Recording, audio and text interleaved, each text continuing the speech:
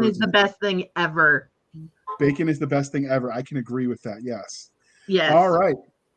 Hey, are you crazy sci-fi? Really good bacon and pineapple pizza. No, well, you could put bacon on pizza. That'd be acceptable. Pineapples, not so much. But we'll deal with the heresy later. Hey, all you crazy sci-fi and fantasy fans, it's time for your daily dose of shenanigans over here at the Blasters and Blades podcast. Just three nerdy veterans geeking out over our science fiction passions and fantastical fantasies. A place where magic is king, the sky is the limit, and space is the place.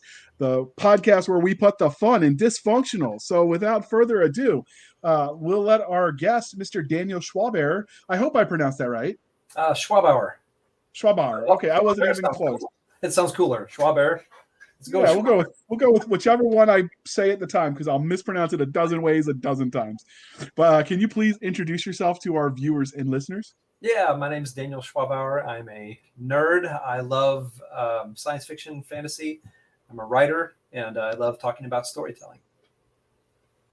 Okay, and we actually, next part of the introduction, dear listeners, how we first met them. I actually first met Dan when we were in a story bundle together last year.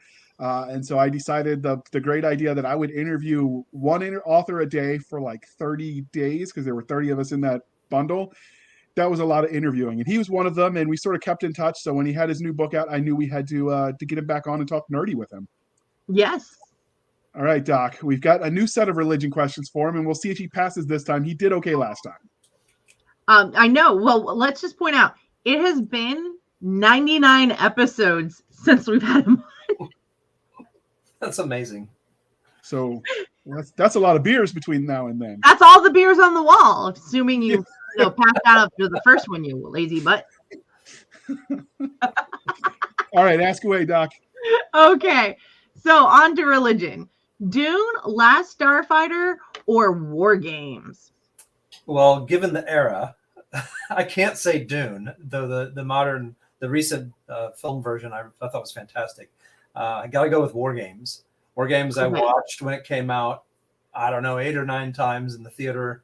I just loved that movie. I was a computer nerd back with my TI-99 4A programming, trying to create games on my own, not knowing what I was doing. And when War Games came out, I was like, yeah, hacking national systems. Can't do that, but it sounds fun. So, War Games. Yes. And if you can, you shouldn't, just to let you know. It was a fantastic computer. It was. I mean, I even had the little expansion box with a 128K memory module. It's this you're fancy of a laptop, I remember going to math class and they would check your programs because people would try to cheat and program the math formulas as saved whatever, and so they could cheat when they were doing their tests. They still will do that. I had a teacher though who was like, if you're going to take the time to program all the formulas in, you deserve it. The question is, if you program all of them, you have to know which one is the right one to use. And that was his point. It doesn't help you if you don't know which one to use. So honestly, I passed chemistry in high school because I had a little tiny TI computer that was programmable with BASIC, and I entered all the formulas in from chemistry, and I passed because of it. And I wish I hadn't, because I didn't learn a thing. I learned enough to program it to do the chemistry formulas. And then when I got to college, I was like, I don't remember anything from chemistry. Honestly, you probably would have remembered anything from chemistry anyways. That's a good point. So, because I've tutored those kids who had, like, I had an A in honors chemistry, and they get to college and they're like, I don't know. And I'm like, yeah, you've had many sleeps since then, or lack thereof of sleeps, which is worse for your memory. So, but yes, no, now you can't go take like the American Chemistry Society tests with a programmable calculator. However, because I am a chemistry major, well, I have a chemistry degree, you can take this one, and I love this one because you can put data into it, and it gives you your standardized formula, your range, your standard deviation. So it converts things. It does a lot but it's not programmable. So all the tricks. Yeah. I do. I was president of the Honor Society for that. I do. You are a nerd. There's Her there nerding was broke no the computer. word. Yes, you still are. You're right. Okay, so but on to fantasy, talking about other things that we can nerd out on. Legend, Never-Ending Story, or Lady Hawk? I don't know if this is the right answer, but it is the right answer for me. I loved Lady Hawk. Yes. Rutger Hauer, Matthew Broderick, and there was something about it. Even when it came out and I was in high school, I'm sure I worked in a movie theater for 5 years, but when Lady Hawk came out, I remember thinking this movie has way more depth than I expected a fantasy movie to have. The thematic elements and even the concept of, they only see each other for a second, like when the sun's going down or up or whatever. It just seems like a wonderfully cruel fate for the villain to put onto them. And it had that fairy tale flavor to it. And I liked it a lot. It's cool. I'm going to make you feel old, but I remember watching it the first time, and my dad sat me down and was like, "No, you have to watch this." So this was a trick question because all were acceptable answers. I enjoyed all the movies. And Doc has a special. What was it? The one that the Never-Ending Story that had the people recreating it at the Dragon Con. You showed me the pictures with the carpet. Yes. No, there is somebody who goes around with the tray with the horse head. Yeah, it's like the fantasy version of the people who go around as Bruce Wayne's parents who collapse in front of all the Batmans. Yeah, right. I totally do that. That's awesome. Why didn't I think of that? Because you don't go out in public, and that is for the benefit of the public. Well, that's actually the good news. Is I just found out my bunker's only 3 rows over from where John Ringo's hiding, so it's a win-win. It's a good line. All right. Well, Doc, his wife makes great cookies, so you're good. You're in luck. So did he put claymores? Because if he did, I might not want to knock. Shoot. I'll send him carrier pigeons and we'll find out. I don't think you want to go in there without warning. I'll let you know when it's safe. All right. Okay. So, as you know, we celebrate both the science and the fantastical. So, which was your first love, though? Sci-fi or fantasy? It was science fiction. Oddly, I spent a summer in Tulsa. My dad was an architect, and he built Crown Center in Kansas City. Or he was on the team. He was kind of in charge of the construction management, and then he was asked to go do what was the Williams Center in Tulsa. And so we lived there. And for me, it was just this hot, miserable experience in a camper for 3 months. But our neighbors had given me a bag of books, and it was all of the John Carter of Mars series with other things by Edgar Rice Burroughs. So I pull out, A Princess of Mars, and I'm transported. 5th grade for me was like, it was a magical summer, even though it was hot and, boring in the KOA in this camper. I had this massive amount of books, and I just fell in love with the idea of going to Barsoom and riding around on, with my Tusky 8-legged dog or 6-legged dog, Woola, I remember, and the green Martians. Everything about it appealed to the 5th grade me. So yeah, science fiction was, if you can call that science fiction, that's what captured me. I think you can. Yeah. So, and then, those are great books and perfect age. So yeah. So was the Barsoom your first sci-fi experience then, or was there something before that? Well, there may have been things that I was aware of things like Star Trek and stuff, but as far as that's where it clicked. Yeah, it clicked, and it was like, I want to read more of this. And I went from, it didn't just have to be that. I think I read Lord of the Rings the next year or the next school year in 6th grade, and went from there to the Chronicles of Narnia, weirdly, and I read a bunch of horror stuff from, like there were books in the school library that were Alfred Hitchcock's Tales of the Macabre. They had a giant series of these books, and I don't know why they marketed them to grade schoolers, because these were classic horror short stories. And when you're young, your brain really likes like wonder, horror, and humor. And I think some of why they do it is it's like there's, and I'm going to use anime as an example.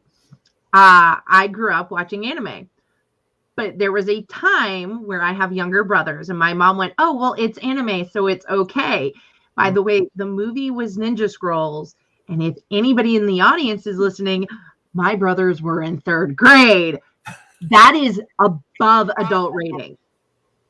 And I'm going, no, Mom, no. And she's like, stop being a prude. And because it's a cartoon, so it's going to be safe, right? No. My brothers were distracted. I pulled her in and she goes, get that out of the machine. And it's the one time she like gave me permission to lie to my brothers. They're like, what happened to the movie? I'm like, VCR ate it. So I think sometimes people go, oh, it's fantasy. And they then don't quality check it. Yeah. Well, you'd think a school librarian would have a little more. I mean, they have the whole series of these things, and I'm not saying they were bad. I really liked them. It's just, I look back and I go, what was I thinking when I was in 5th grade reading all these macabre things? But I read the whole series of them, and there's I think I just hope some of it's above our head. Like if you've ever gone back and watched The Nanny, which I did one summer, and I'm like, Mom, why did you watch this with us?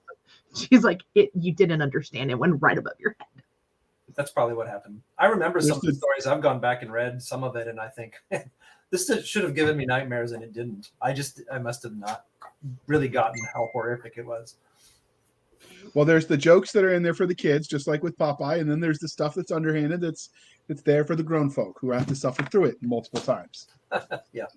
So I don't know what you're talking about. I just ignore it. I do chemistry. No, I know. I just nod along appropriately and covertly read a book. My child watched Frozen so many times while I was getting my chemistry degree. I knew every line of Frozen just because it was in the back of my head. And I'd never actually seen the movie. So you didn't let it go? I haven't yet. All right. So I like that. I do what I can. Try the veal. Tip your waitress. I'll be here all week. So what is it you love about speculative fiction as a genre? Well, I would say that it gives you the ability to work with complex ideas.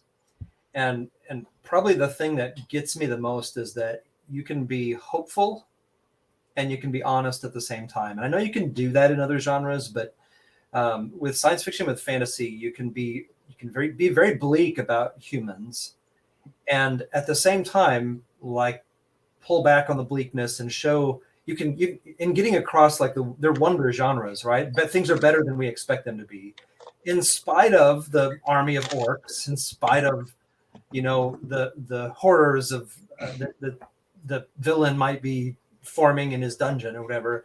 There's still this sense of things are going to turn out. They're like the famous line from Samwise in Lord of the Rings. There's got to be there's still something worth fighting for. It's that juxtaposition of hopeful and honest that I really like. And I think you can say things that are pretty profound about human beings without lying. Okay. That's a different answer than we've gotten before, but I like it. So how did your love of speculative fiction as a genre, and you talked about reading it as a kid and then sort of getting hooked, how did that translate into or transition into you writing stories in that space? Well, I knew I wanted to be a writer going back to grade school. I had a fantastic 6th grade teacher who just encouraged me, and that she kind of made me believe I could be a writer. But so I went, it was the only thing I loved. And so I went that direction. And when I went into college, I was like, I don't really care about anything else, so I'll study English. And I went to KU, Kansas University, for 8 years. And I had the great fortune of stumbling on a class by Jim Gunn, Nebula and Hugo award-winning science fiction writer who taught there, in spite of the fact that it seemed the faculty hated his guts. And like they all despised science fiction at the time. I'm guessing a lot of colleges have a different perspective on it now, but back then it was the armpit genre, and he was a genius. And even though I disagreed with him about a lot of things, he was so knowledgeable and so, I won't say encouraging, but he pointed me in the direction of story, and no one else did. Everyone else they had kind of a superficial view of storytelling, and they only focused on word photography, on looking at the text and making the sentences pretty. And what I was fascinated with was, how do you tell a story that makes people get lost in the world, makes them love the characters, you put it down and you're crying because you go, I can never go back to Middle Earth, you know? Yeah. How do you do that? And Jim Gunn didn't quite tell me, but he showed me where to go. Like, he pointed me in that direction. And so I spent, 8 years, I guess, under that. And when I got out of college, I realized I thought I was learning how to be a writer when I was in college, but I didn't. It just pointed me in the direction of figure out, go study stories for a while. So I've been on this weird path of studying stories since I got out of college. It's been like a 30-some-year journey, and that's how it landed me here. Okay. So many authors will let their real life experiences influence the kind of stories they tell. So besides that experience in college with Professor Gunn, were there any moments that you feel like really shaped the kind of stories you tell? The kind of stories I tell, it's hard to say where stories come from for me, because they have to kind of ferment for a while before I realize what I want to do. I broke my back when I was in college in 5 places, and that experience kind of ended some possibilities for me, and it made me realize, I guess this is what I'm doing. That I can't do some other things I wanted to do, but I'll do that. So it also kind of reset my priorities of what's important. And it didn't, like, I wouldn't say it was a big lesson for me. It just, it cleared away some of the possibilities. And what I was left with was, well, what's been the most important thing to me, in terms of what I want to do with my life, has been writing. So why don't I focus on that? Okay. And we're glad you did. So transitioning a bit off the writing, but into those who obviously enjoy your work. Have you had any cool fan art or a cosplay of one of your characters yet? I have had that experience. It's not widespread. I'm not Stephen King, although I don't know what you would cosplay from Stephen King. Maybe he gets people dressed up as There's it. A lot of people who cosplay it. Yeah. Would probably not enjoy that. But from the mid-grade fantasy series, I've had kids and young people dress up as the characters. That's awesome. So I love literature-based cosplays so much that I created a costume contest just for that at Dragon Con, because I'm a dork. So, but have you? He said it here, not me. You know what, JR? I'm much better than you are. It's okay. You can just enjoy it. So has anyone asked for your autograph yet? Yes, actually. Again, it's not widespread. When I go to the grocery store, nobody knows who I am. But in certain contexts, writing places, I've had some people. So what was it like the first time you had somebody ask you? I felt like an imposter. It's just to be honest, it's like, why are you asking for my autograph? Why would you care? It's hard to take it too seriously. I had one great experience with a teacher in the city that's like 10 miles from where I live. Emailed me and said they had found my contact information from the publisher, and they had a student who was really loved my first mid-grade fantasy novel, and they wondered if I could email him because he was doing his class project on me. Anything like that happened. And I said, and she said, it's his birthday on Friday. If you could email him this was like the next day. And I said, my wife would have to get out. Would it be meaningful if I stopped by? And she's like, you would not believe how meaningful it would be. So she didn't realize that I was 10 minutes away. She thought I was probably in New York or something, So we just went by while we were out doing other errands. We walk in, and this kid had a poster, like one of those big poster board things with a picture from the website and the book and all these things from the characters. And it was cool, but it was endearing and heartwarming because the entire class knew how much this meant to this kid. So they had all been quiet about it. And they were having a birthday party on his behalf. And when I walked in with my wife, his face just lit up. And it's like like he doesn't know me. He just loved the book, Yeah. So like he had this connection. It wasn't like I did any great thing. I just wrote a book and he happened to love it. And so, I mean, we were there for like half an hour and he's just like super excited. And we walked out, and I'll never forget this. My wife said to me, "Now I know why you're doing this." And I said, "Now I know why I'm doing this." No, but I mean, that's really awesome. And that teacher is amazing because you can find connection in the books and they can show you aspects of yourself, particularly when you're young. Yeah. So that's an amazing experience, though. I think that's probably one of my all-time favorite stories. So been one of my favorite stories from the years I've been doing this. So have you spotted someone reading one of your books in the wild? I have experienced that too. It's been a little weird just walking along and like, that's my book. Okay. I mean, I would feel very awkward going up and approaching someone about that. Like, but it's almost like I do a double take and like, is that really what I thought it was? That's awesome though. So do you have a funniest fan interaction? I think that's probably the most heartwarming fan interaction ever.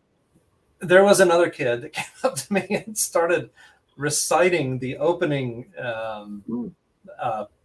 It's Tamir's prophecies from the beginning of Grunt the Brave. He had memorized it, and he just started reciting it to me. And I'm like looking at this 8-year-old is like going chitter chatter, teeter clatter. He's doing this whole thing, and I'm like, I can't do that.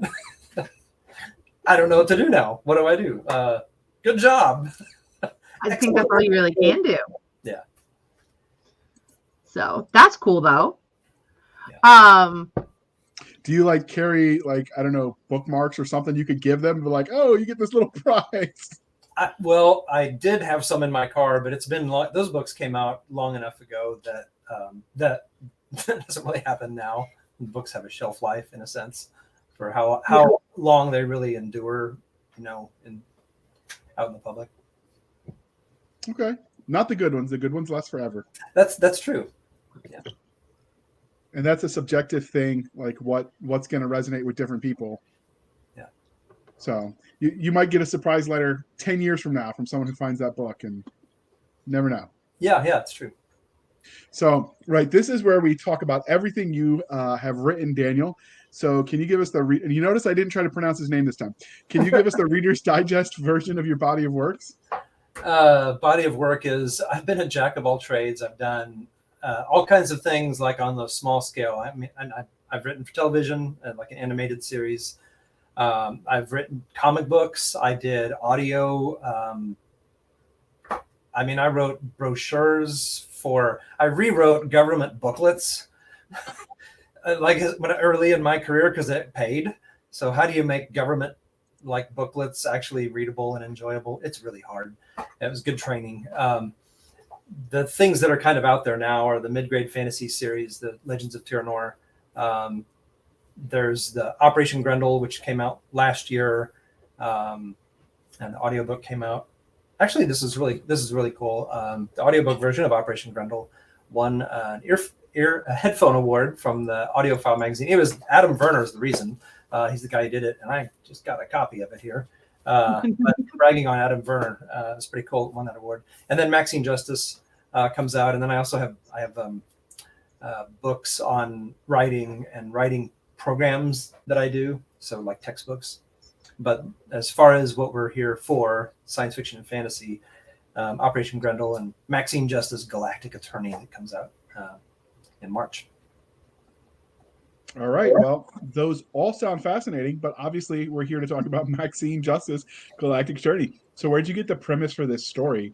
Was it psychedelics, Ouija board, studying too hard for your LSATs? The origin story of this is weird. I had an idea for a short story in the mid-90s called The Puppet Man. That's what I was going to call it. I wrote about the first half, and I could not figure out. I stole the premise. Could not figure out what to do with it. And then somewhere around 2018 or late 2017, my daughter, who is, we're empty nesters. She's grown out of college. she comes over and we're talking, and I'm telling her about this story idea, and she gives me the feedback I need. She says, well, why would the main character be a guy? Why wouldn't it make more sense for it to be a woman? And this may sound terrible that it didn't occur to me that it could be a woman, but I had the idea cemented. Sometimes I think ideas are like cement. The longer they sit, the harder they get, the less flexible they are, so you don't even think outside the box at all because you can't. It takes someone else to come in and kind of break it up and go, why are you doing it that way? And as soon as she said that, as soon as she said, no, why wouldn't the main character be a woman? It would affect a woman differently, the plot. I went, you're right. And then it was like the whole thing unfolded. My previous idea, everything dissolved except for the premise. And I saw it for the story that it could be, in a sense. I mean, it took tons of work, but that's what was behind it. 20 some years of just me going, I don't know what to do with this idea. And one offhand remark from my daughter is like, that was the insight I needed. So if you want to reach out to him to throw all of your ideas at his daughter, he will charge you $100 an hour. But he will solve your story problems. Boy, she would love that. $100 an hour? Yeah, who wouldn't? I mean, we could probably work it out where we would just split it, as you do, find your speed on that. We're going to tell her it was 20. Okay. Damn. I mean, raising kids ain't cheap. She's got to pay it back. That's right. Don't remind me. Oh. All right. So before we dig into the story itself, let's take a minute and look at this glorious cover. So how did this, and it's bright, it sticks out. It really does pop on the screen. So how did you come up with this cover image? Like, what's the story point of this? Well, all of the credit for this goes to Kirk DuPonts. He's the cover designer that Enclave the publisher got to do the cover. And I have to say some great things about Enclave too. They're so good to work with from an author's perspective, to work with a publisher. One of the things they did for both of my novels that I've done with them is they've given me not like input, this is what it needs to look like, but they give this document that like pulls ideas out of you, things that you imagine, possible images. And it's not just for the author, it's for Kirk too. When he's doing the design, I like to give him ideas. But Kirk actually read the book, which is not necessarily normal for a cover designer, right? I mean, they can't afford to take the time to read a book most of the time, but Kirk did that. And so I'm grateful because he captured not just, I mean, I gave him this document with all my thoughts in it, but he also captured something about it that I really like the vibe of the book, I think, is in the cover. So that's the story behind it. It really has nothing to do with me. It's Kirk's genius. That's awesome, though. So before we go on, we are going to insert a commercial. As JR likes to say, we're going to shill. Except this time we're just going to shill for the readers because I like them today. So...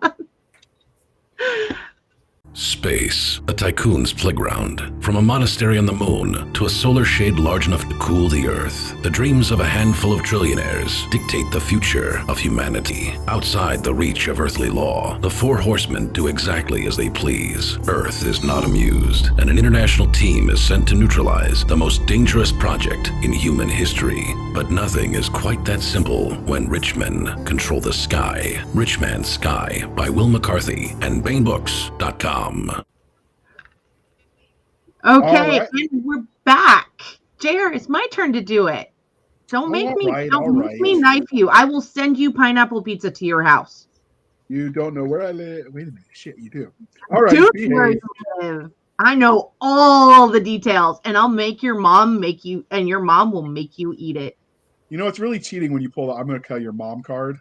I don't have to call her. She calls me. She likes me better than you. The sad part, Daniel, is it's true. My mom likes her better. It's okay. Get used to it. Welcome to my world. My mom likes everybody better. Are you going to ask the next question, Doc? It's yours, or are you still going to giggle? I'm going to giggle at your misery. Okay, just make it clear. Moving into the book itself, what would your 30-second elevator pitch be for this? This one's really hard. I've had easy ones in the past. Well, Maxine you had Justice, 2 years, 20 years of it incubating. yeah, I know you. I don't think it would be easy, right? No. It's basically an alien invasion story, but instead of it being a violent invasion, it's a corporate takeover of Earth by aliens, which means they have to get us to agree to the corporate takeover. And Maxine Justice is the hero that we deserve, not the hero we need. So she's an ambulance that's so loaded.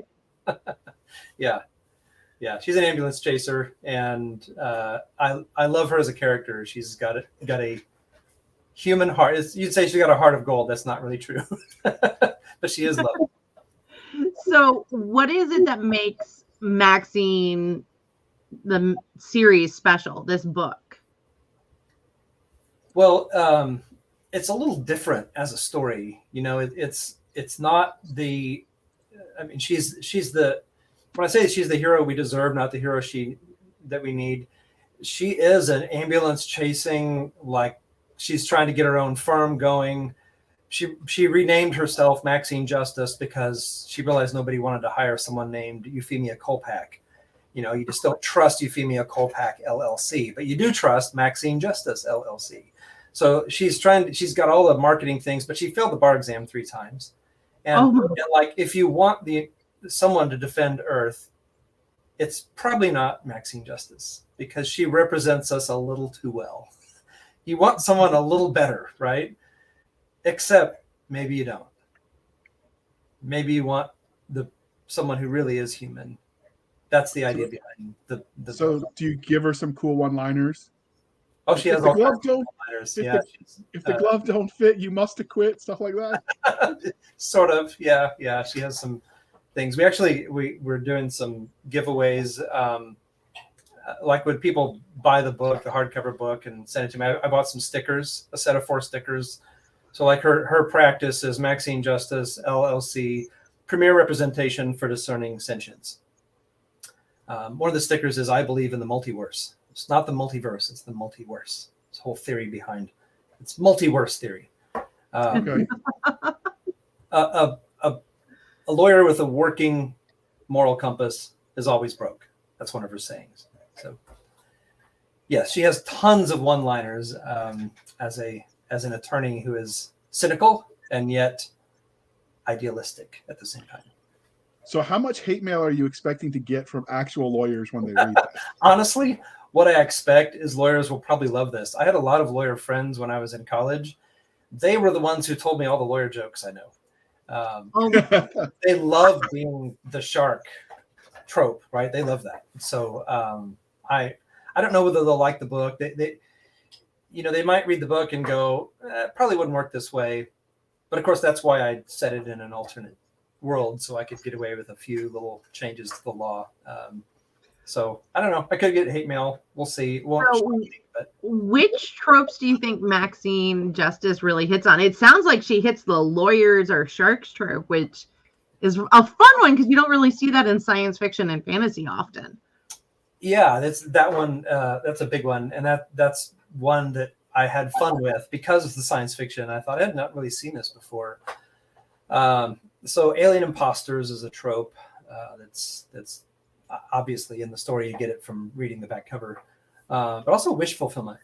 There's the idea of it's not the 3 wish idea, but it's just that if something could be too good to be true, would we care? Okay, it's too easy. So what's the problem? I don't see a problem with that.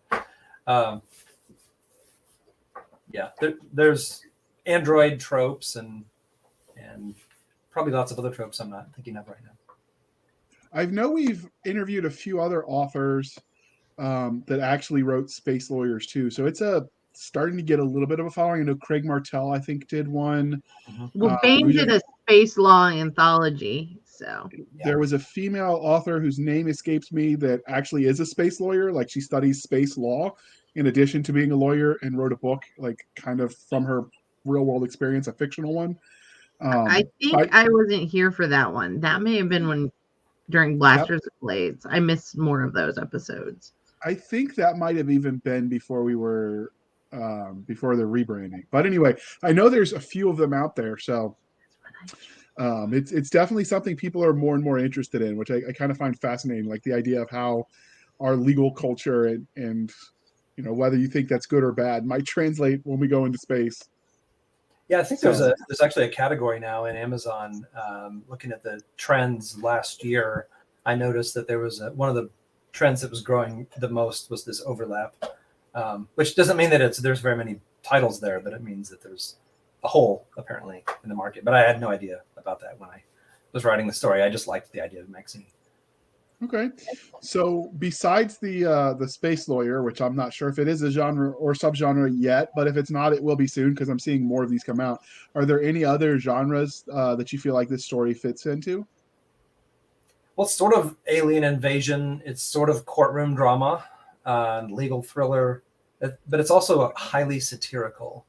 So humorous science fiction. I mean, I'm not Douglas Adams, but one way I pitched this to my agent was if John Grisham outlined a novel and gave it to Terry Pratchett to write, but Terry Pratchett, only had like a day to do it, and C.S. Lewis was standing over like in the corner drinking too much sherry and making snarky comments, what you would get would be Maxine Justice, Galactic Attorney. That sounds like a great way to write a book. That's the only way I knew how to write this one. And I came up with that after I was done writing it. I went, how do I describe this? And I came up with that. And so far, when I've told people that, the reactions are they're varied. I think it sounds amazing. Yes, but you like anything, and he had you at the mention of sherry, so. I don't like anything, and I really don't drink much sherry. You drink anything alcoholic, let's be fair. I have standards. I do not drink Montezuma Blue. I do not drink Budweiser. I do not drink Miller. I really don't drink Budweiser. It's piss water. I have standards and the discipline to enforce them, unlike you. I used to drink the Miller and Bud because it was cheap when I was in college, and I had an epiphany a couple of years ago. I'm like, I'm not drinking to get pissed drunk anymore. I'm going to drink stuff that actually tastes good. And that's when I found all the different microbreweries that are out there with all the unique blends. But I have standards now, so there. So now we're going to, you hush talk. Learn them the hard way. Aren't all the best lessons in life learned that way? But that's why we don't let you show your face. This is where we mentioned if there are any alcoholics listening and a beverage company that would want to sponsor us, send them our way. We're going to use the product anyway, so why not get paid? Alcoholics.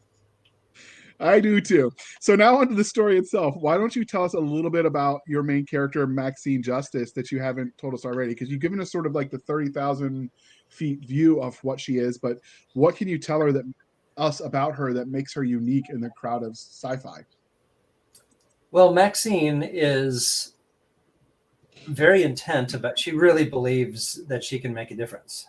So that's maybe one of the unique things about her, or at least from my perspective as a writer, in terms of the characters that I like to create.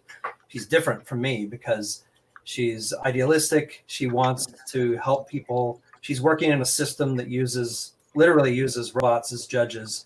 And how do you, as this person who wants to help people who are downtrodden, but also get rich, how do you jam those two things into a personality and have them make sense? How do you live a fulfilling life? One of the things I learned with having a lot of friends in law school was that lawyers often don't make very much money, especially out of law school. It seems like the ones that succeed well, they have a decent income, but there's enough lawyers, the market's kind of oversaturated with them, that the starting salary and sometimes the salary after 10 or 15 years isn't really that great. And that to me seems like fodder for a story, because there's that possibility for temptation, for someone coming along and saying, here's an easy way to get both things that you want. So that's where Maxine is. Maxine is idealistic and stuck at the same time. Okay, that's okay. So were there any secondary characters that were especially memorable to you in this story? there is a secondary character. It ends up being kind of the mentor character who walked into the first chapter, basically in my pre-writing, like right before I started writing. His name is Pastoroid Singh. He is a theropod counseling bot.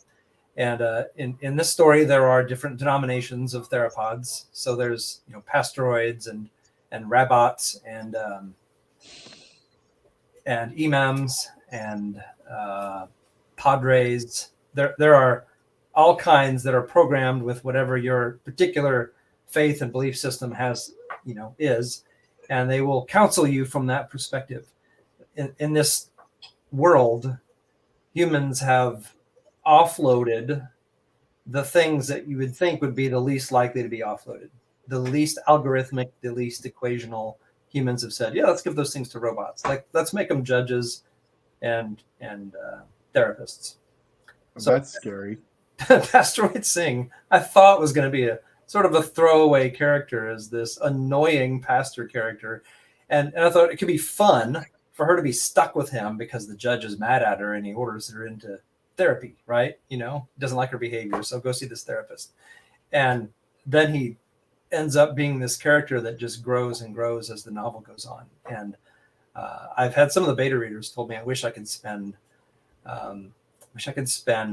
like in my life, spend time in counseling sessions with Pastoroid Singh. And oddly, I feel kind of the same way. It's very weird. It's very weird. Okay. All right, Doc, next question's on you. Put the yarn down. I will. I'm not doing anything with yarn. You don't know that? Uh-huh. We know by her defensive answer, dear listener, dear viewer, that she's playing with yarn again. It's her addiction. You know what? I will stab you. I will stab you so hard. She stabs the yarn so she doesn't stab me. It's the way it works. That's a rumor. There is no scientific proof. So, do you have any bad guys in this story, though? Yeah. There's the aliens, obviously, who are mixed, and there's humans, because the story to me wouldn't be complete if I said, humans good guys and aliens bad guys. One of the problems with having a corporate takeover is we're part of the problem, right? So if we're part of the problem and we're agreeing to this, then we have to be part of the problem, right? We've got to have humans who are representing different fields, from medicine. I mean, the premise of the story is that the aliens hire Maxine to represent them at the UN because they have this proposal to cure all natural flaws in humanity for 30% of our gold reserves. And so the idea is that if that were to really happen, there would be a lot of people wanting that not to happen. The medical industry, for instance, would not want that to happen, right? So we have plenty of opportunities for humans to act badly and try to take out Maxine. Okay. So if your characters met you in a dark alley, how do you think you'd fare if they knew who you were? I love this question. It really depends on the story, right? Maxine, I honestly think Maxine would probably walk up and slap me and then offer to buy me a drink. I mean, that sounds like a lawyer. Not in a creepy way, but I mean, it's sort of like she's not out of control, but she definitely has emotions. And I think she would think about what I put her through, want to punish me for it, and then realize, some good things happen too. So I kind of figured, based on what you've described, that then she would hand you a business card and offer to give you like a 5% discount or something. Offer bloated fees. Yeah. So since we're talking about characters right now, so some authors think in terms of things like character archetypes when they write these fun people we love to read about. So when you think about characters that way, do you have a favorite archetype? Yeah, I mean, I really like the trickster archetypes. I don't typically write from archetypes where I like go through and I say I need this type and this type and this type. But when I'm looking at a story arc, I will sometimes say, what sort of characters fit this? And this is probably the first time that I thought trickster really might work here. So it's weird to make the lawyer a trickster, isn't it? A little bit. I don't know. Or not, if you've met any. I don't know if she perfectly fits this role, but it did enter my mind because I do like the trickster. Okay.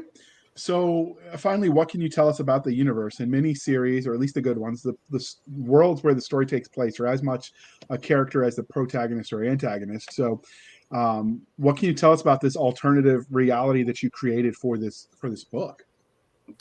Well, it's basically a near future dystopian alternate version of New York where, as I said, we've like offloaded some unexpected things. I wanted to play with that idea that, the things that we are more comfortable with in the way we look at the world and our worldview are often increasingly, I think, neurologically left hemisphere of the brain, the representation, flat equation stuff, language, but not metaphor, not things in the right hemisphere. And the things that take a lot of complexity and depth. I mean, Facebook doesn't exactly encourage complexity and depth. And What? Yeah. No. Surprise. So, instead of going the direction that I wanted to go, I tried to go a little bit of the other direction. Like the thing that I would expect, well, let's offload the things that machines are best suited for. Well, what if we didn't? What if we wanted to keep those things because we like them? And we offloaded the stuff that we're moving away from, the depth. We said, give the law. I mean, who cares about that? Give the law to these magistron robotic characters that can decide these things for us. Give therapy. We'll just train them in psychology and give people the things they want to hear. We'll deal with psychology. We'll give them to that. We'll turn that over to the machines. That's the future. I don't explore that in tons of depth. It's basically just in this legal corner of the world because that's the plot that's going on. But that's the setting. That's the future that we're in for in this world. So is Maxine Justice, Galactic Attorney, a part of the series? Is her story done? What more can we expect from these characters? Well, I wish I knew. I mean, I have other books planned and like outlined in the sense of I have a direction I want to go. But to me, I really have to fall in love with some premise of the book before I'm willing to commit the time to write it. So I'm heading towards wanting to do at least one more and hopefully something like 3 to 5 more books in the series. That's where my imagination seems to be going, but it's a big commitment for me. It takes me a while to do these, and I have a lot of other projects I'm working on right now. So I can't tell you exactly whether there's going to be another book or whether there's going to be 6 more. Okay. So, but go review it, share it with your friends if you like it, because that will help decide if it's worth the time to write another one. Absolutely. Right? Yep. All right, Doc, put the yarn down. We got to do the interview. I will fight you. So, we've talked some about the world, but was there any tech from this that you'd want? Like, actually, other than the droids, we really haven't talked about the tech. So can you give us an idea of like how technologically advanced are we talking about? It's not very different from our world, except in the realm of these like abstract things that shouldn't be turned over to machines. But if there's one thing that would appeal to me, weirdly, if I had a counselor sing, I don't really go to a psychologist. Probably I need to.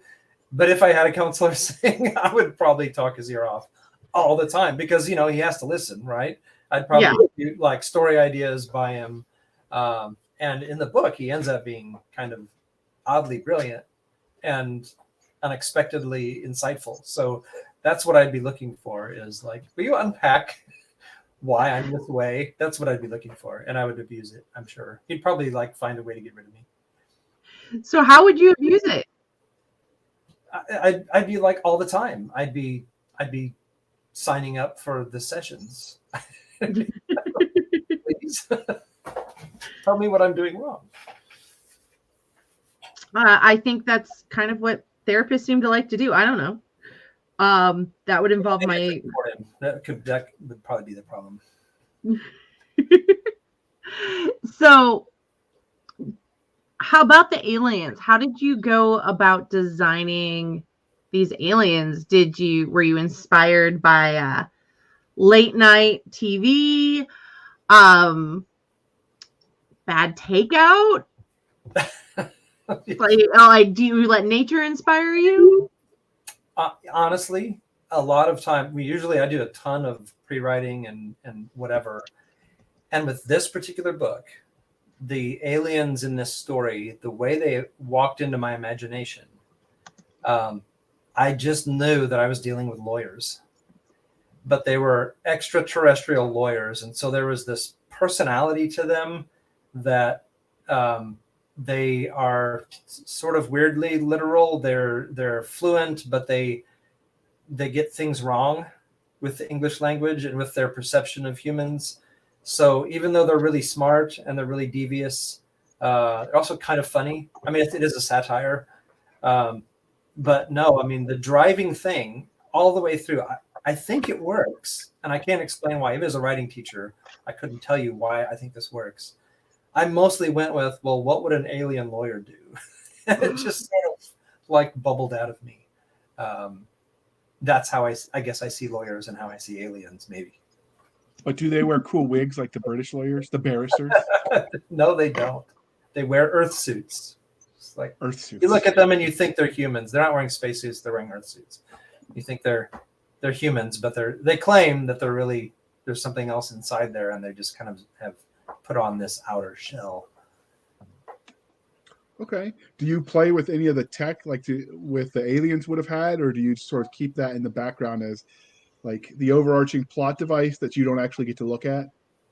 You get to see glimpses of the tech because they do actually have power. They do have, an advanced civilization. So you get to see glimpses of it. But there's no, it's not like Star Trek where you're like watching them pull out a tricorder and scan things or something. It's just once in a while you get hints. There's something else going on here. So because they're wearing Earth suits, presumably making them look palatable to humans, do you describe what they look like outside of those suits?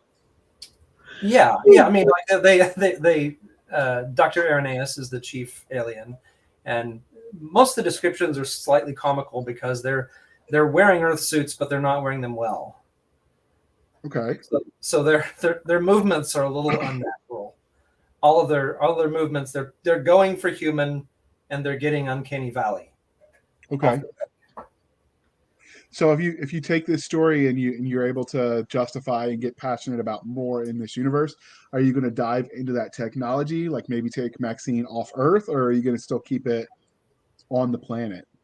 Yeah, that depends. I have different ideas for different books, and we'll see. I suspect that no matter what I outline, it will all change if I write another book. I'll end up with like stuck going a different not stuck, but like going a different direction with book 2 will like make other things make sense, but also take some options off the table.